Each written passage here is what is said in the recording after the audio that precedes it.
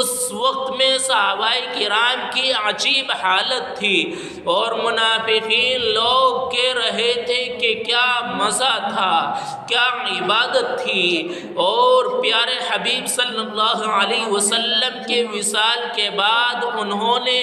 یہ بات، یہ مذاق اڑانا شروع کر دیا کہ اب کہاں کون نماز پڑھے گا؟ جس کا دل چاہے گا وہ نماز پڑھے گا، جس کا دل چاہے گا وہ چھوڑ دے گا۔ تو اس وقت میں اگر کسی نے ایمان کو، اسلام کو سنبھالا تو اس کا نام ابو بکر ہے۔ پیارے حبیب صلی اللہ علیہ وسلم کی سیرت کے متعلق آپ کو کچھ باتیں بتلائی گئی تھی، آپ کو وہ یاد ہوں گی، آپ نے وہ سنا ہوگا، تو آپ کی یہ بات سمجھ میں آئے گی۔ آپ کے وصال کے بعد حضرت عمر کی عجیب حالت تھی، اور حضرت بلال حبشی رضی اللہ تعالیٰ عنہ مدینہ المنورہ چھوڑ گئے، اور عجیب سا ماحول ہو گیا تھا۔ اس وقت میں اگر کسی نے اس دین کو سنبھالا تو اس کا نام ابو بکر رضی اللہ تعالیٰ عنہ ہے۔ انہوں نے کہا تھا، اے صحابہ کرام، اے ابو ہریرہ، اے عمر بن خطاب، بتلاؤ کہ جس دین کے لیے آپ نے 63 سالہ زندگی اور نبوت کا 23 سالہ دور اپنے اس دین کے لیے، اس رسالت کے لیے، قرآن کریم کو پھیلانے کے لیے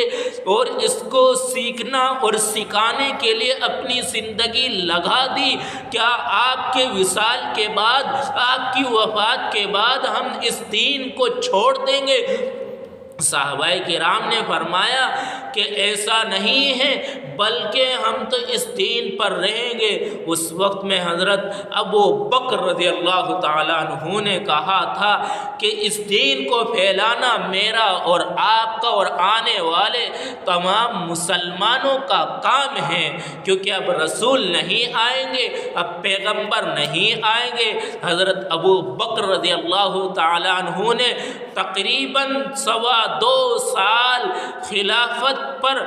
رہے، اور سب سے پہلے مسلمانوں کے خلیفہ، سب سے پہلا مسلمان، سب سے بڑا مسلمان، سب سے زیادہ آپ صلی اللہ علیہ وسلم کا ساتھ دینے والا دکھ تکلیف پریشانی میں، اور وہ مسلمانوں کو اس وقت میں سنبھالا کہ جس وقت میں صحابہ کرام کی عجیب حالت تھی۔ اس وقت میں کہا کہ بتلاؤ کہ جس دین کے لیے آپ نے ساری زندگی لگا دی، وہ دین آپ کے وصال کے بعد زندہ ہے یا نہیں؟ فرمایا کہ زندہ ہے۔ پھر اگر زندہ ہے تو اس کو لے کر، اس پرچم کو لے کر دنیا کے خطے خطے میں اور کونے کونے پر پھیلانا ہے۔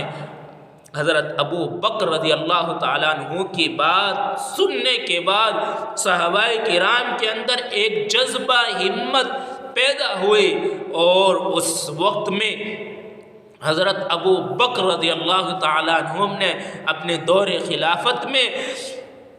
بڑے بڑے کارنامے انجام دیے، مظلوموں کی مدد، پریشانیوں کے ساتھ کھڑا ہو جانا، اور دشمنوں کے مقابلے کے لیے لشکر کو تیار کرنا۔ تو میرے بھائیوں، ہمیں ابو بکر رضی اللہ تعالیٰ عنہ کی بات کو یاد رکھ کے اپنے دل و دماغ میں اتار کر، اپنی زندگی میں اتار کر، ان کے کارناموں کو یاد کر کے ان کی طرح اپنی زندگی کو اسلام کے مطابق بنانے کی کوشش کرے، اور فلسطین کے مسلمانوں کی مدد کرے، ان فلسطین کے مسلمانوں کے لیے، ان بے سہارا اور مظلوموں کے لیے،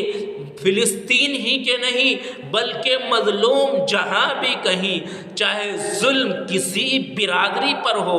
مظلوم کی کوئی برادری نہیں ہوتی۔ میرے بھائیوں، اگر ہندو بھائی کے ساتھ بھی ظلم اور زیادتی ہوتی ہے تو ہمیں اس وقت میں بھی شانہ بشانہ کھڑا ہونا چاہیے، اور اس وقت میں بھی ہمیں مظلوم کی آواز بننی چاہیے۔ یہ ہمارا دین، قرآن کریم تعلیم تعلیم دیتا ہے۔ ان فلسطین کے مسلمانوں کے لیے میں اپنے تمام مسلمانوں سے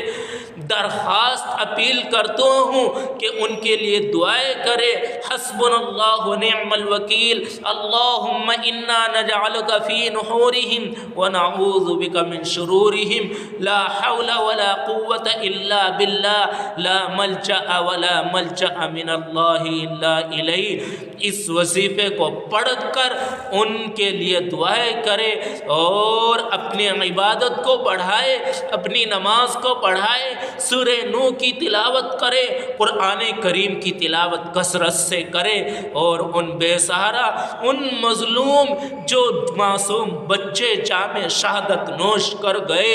اور وہ خواتین بیچاری اور وہ